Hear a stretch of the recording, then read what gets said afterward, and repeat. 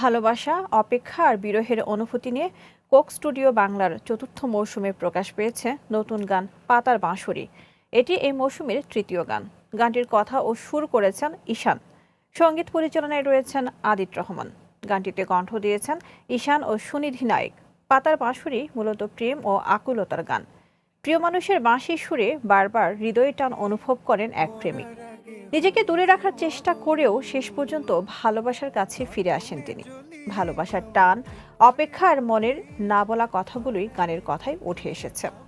গানটির সঙ্গে শনিবার রাতে প্রকাশ পেয়েছে মিউজিক ভিডিও।